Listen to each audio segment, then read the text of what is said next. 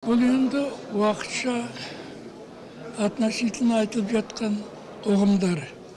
Тек қазақ атынан пайда болғаннан кейін, оны қазақ хандығы деп отыр. Ал оның ар жағында жатырға біздің мемлекет құрымыз. Мысалы, біздің ерамыздан бұрынғы 3 ғасырда үйсіндер, қаңлылар, үлкен мемлекеттер империя құрған.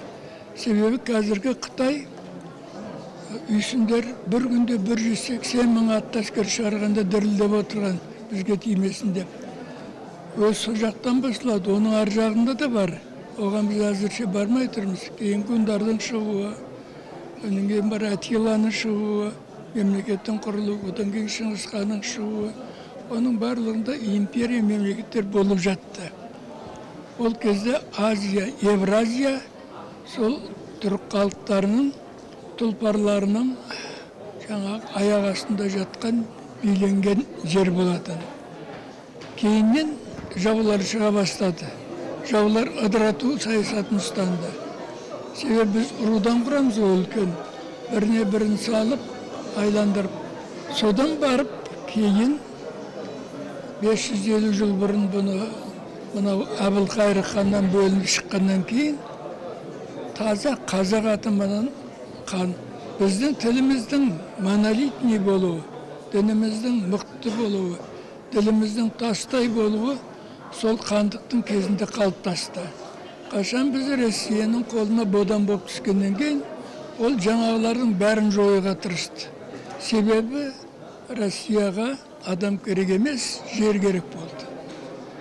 Біз 1723 жыл қарғында Ресей, Қытай, қалмақ үшеуі одақтасып отырып жасады. Ондағы мақсат жер бетінен Қазақты, Ноғайды бірін қалдырмай қырып, жерін 3-ке бөліп алу еді. Бірақ тағдыр, тарих басқаша жүрді. Осыдан барып қалыптасқан. Ал көп жағдайда біз кейін бұяққа Европамен қатыс жасағаннан кейін бұрынғы дәстүрімізді тастап, саясаттың өзінде де солардың дәстүріне бейімделе бастаған замандар туды. Болмаса бізді, мысалы, ел билейді. Мысалы, үйсіндерде елді билегенде 9 сатылы ел билеу жүйесі бар. Соның 6-шы сатысын абыз дейді. Абызды қаған өзін туысқан әкеп қоя алмайды. Абыз болу үшін бүкіл ел таныған, өнерді меңгерген адам болу керек. Сонда ғана соны орнына қояды, өзінің қызметіне қояды. Онда басқаның бәрі біреуден болса, бұнда 2 болады. Біреуі қағанның бас кеңесшісі Көріпкел. Абыз, одан кейін бүкіл идеологияны қолында ұстайтын абыз. Сондықтан да бізде дәстүр, салт қатты қалыптасты. Көпке шейін бұны Ресейдің өзі бұзалмады.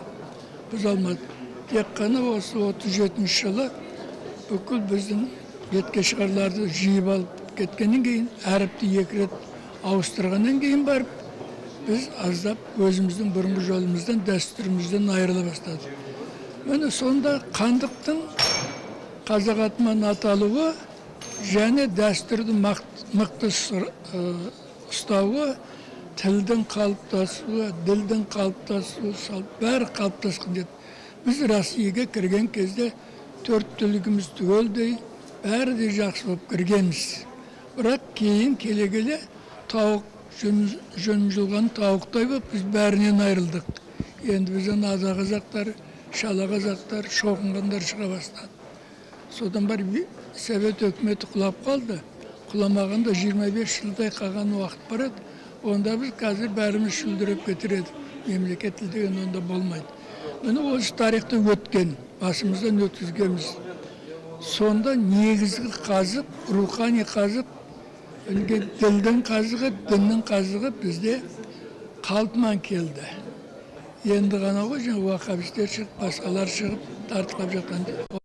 Саяси мақсат бар. Бізді ыдырату үште. Қазір араб бәтшіт болып жатыр ғой.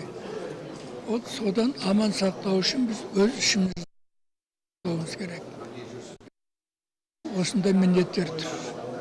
Ал оған салқын қарасақ, ол өте қиын дүние болып кетеді.